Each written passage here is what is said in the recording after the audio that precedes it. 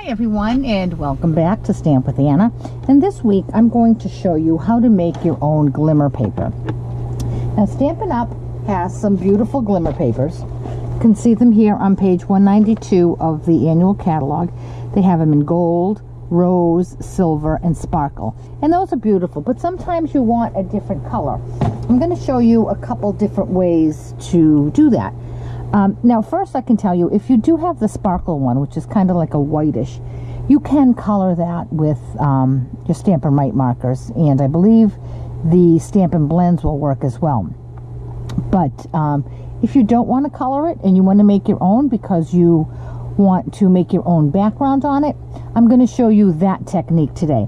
So this is the card we're going to make, and I had a class this weekend, and this was the first card, the first technique I showed them. And I did it because I had a group of ladies. I did a design that was going to be something quick that we could go through. But I'm going to show you this, and then I'm going to explain that a little more. So the first thing I'm going to do is take this strip of Whisper White, which again is 2 by 5 1/4, and I'm going to make this into glitter. So I'm going to bring in a piece of scrap paper, and I have my basic black ink. I still have that. That's why I use it. If you don't have it because you didn't get it before it retired, certainly use Memento ink or whatever black ink you like. Stays on. But I have this. I have some refill. I'm all set. I'm going to keep using it. So I've stamped that there. Now the next thing I want to do is I want to make this into glitter. So I have a strip of the double-sided adhesive paper. It's called multi-purpose adhesive sheets. Stampin' Up! Carries them in their catalog. They're 12 by 6, and I think you get it's a package of 12. So I've cut this just a little bigger than my cardstock. You don't want to cut it the same size because then it's tough to line it up. So what I'm going to do is peel right here where it says peel here, and this top layer is the non-sticky side. I'm going to put that aside because I'm going to use that, and then I'm going to lay the sticky side down. And this is important too. You want to bring your cardstock to your sticky, not your sticky to your cardstock. So I have this laid down. This is the sticky side. Here's my stamped side. It's going down, and I'm going to lay that right here, making sure that all of it is attached, and I'm going to press. Now the reason I say make sure you bring the paper to the sticky rather than sticky to the paper is if I had this way and I'm pressing and pressing, this adhesive that's here on the sides, the overhang, it's going to get stuck on my work surface there, and that'd just be a mess. So I'm going to use that, and I'm really going to press.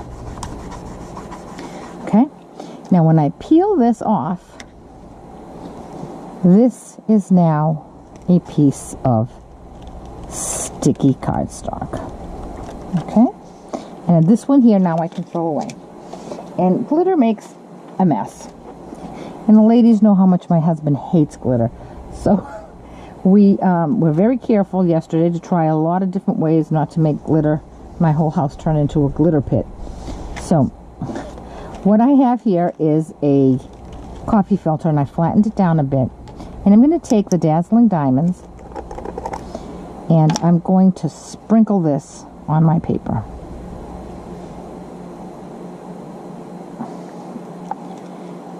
Okay, tap, tap, tap, make sure it's all covered.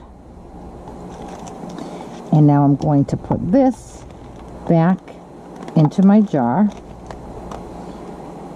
trying not to spill any, kind of like with the embossing powder. And I'm going to put that aside. Now, I'm going to take this piece of the top part of that adhesive, and I'm going to lay this back on here. And I'm going to press, because I want to get that glitter really, really stuck onto that adhesive. Okay. And once you think you have that really pressed in, a brayer would work too, I guess. You now have a piece of glimmer paper. Now I have this brush. It's kind of like a huge cosmetic brush, but I bought it at Scrapbook Expo, which is where I was when I saw this technique, and I thought I'm doing a class for that. Now I've brushed off anything that's loose, but it really isn't, really isn't much that's loose. Then with my hand, I'm going to burnish this. And you want to do that because it really brings the sparkle out in the glitter. Okay. Okay, and there we go. Again, I'm going to bring in my brush.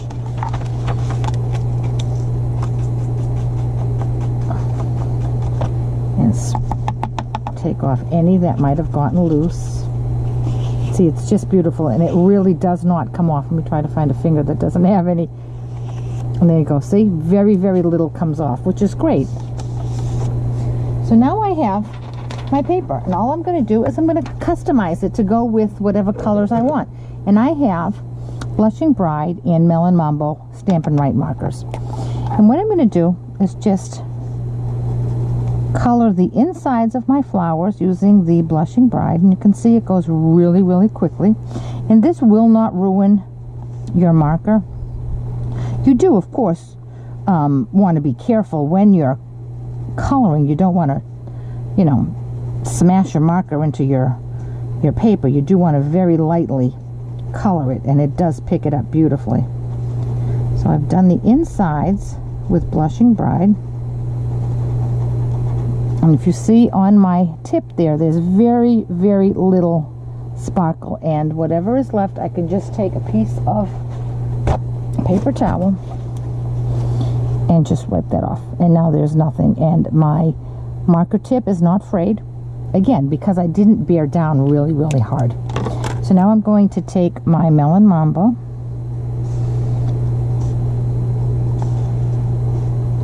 and, oops, I think I missed one right here.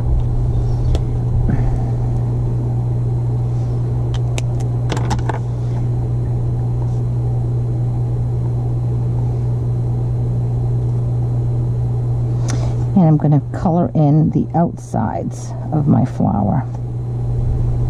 And that's just to give it a two-tone, a little bit of dimension.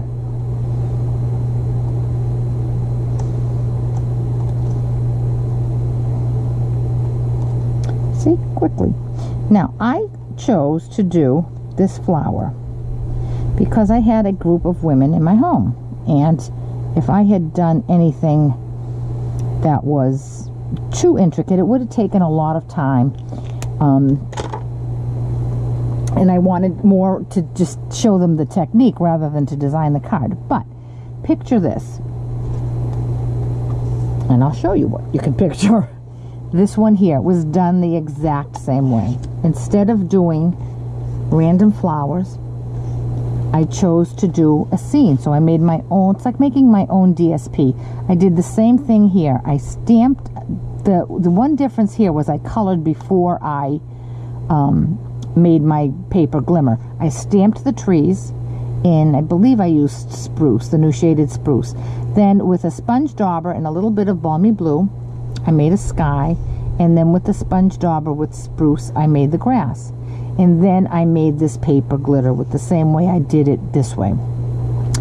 I could have taken a big piece of paper and stamped and colored something more intricate, a stamp that had like a scene or something. I could have colored that whole thing, made it glittery, and then I made essentially a whole back panel. I made a scene that was glimmery. So being able to color on the glitter after you've done it gives you a huge possibility of making your own background paper. You can make a designer series look paper, or you can make a scene, and it's all going to be covered in glitter, and it just brings your card up an extra notch. So now I'm going to just finish putting this card together. I'm going to put that aside, and I have my piece of Melon Mambo, which is 4 by 5 1/4, and I'm going to go run that through the new subtle embossing folder. I'll be right back. Okay, I'm back with this. It's just absolutely a beautiful, subtle emboss. So I'm going to take this and I'm going to attach it to my card base. A little bit of snail.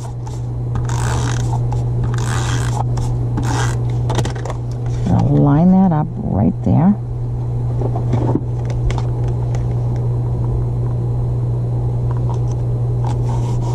And now I have a doily, and I'm going to just put a little bit of snail on my doily. I'm going to place that right in the middle there.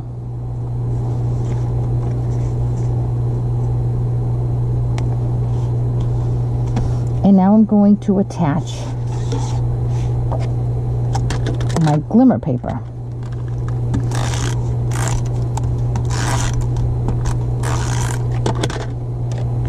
And I'm going to push that over to the side right here.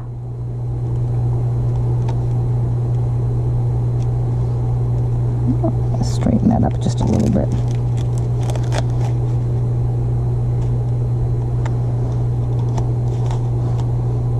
And I'm going to, on this one here, I used the stamps For You, and it came from the Itty Bitty Greetings. This time I'm going to use the Hello, which comes from the same stamp set that the flowers came from, which is the Sunshine Sayings. So I'm going to ink this up in Melon Mambo, and I'm just going to press it right here. Hello. And I've made a bow out of some Melon Mambo ribbon that I have. I'm just going to attach a glue dot to it. And I'm going to place that right here. Right there. And I'm thinking, because this is so glittery, I'm going to add some rhinestones to that, just to add some more bling. So here's my rhinestones.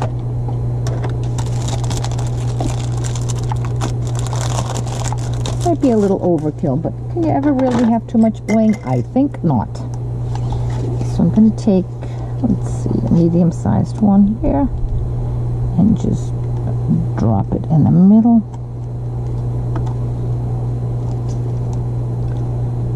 Another one on this one.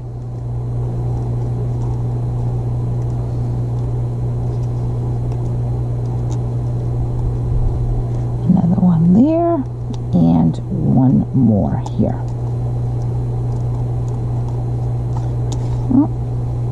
The last one's going to give me a little bit of trouble coming up. You know, when I have that pickup tool that just came out, I probably should use that. All right, and there it is. Now,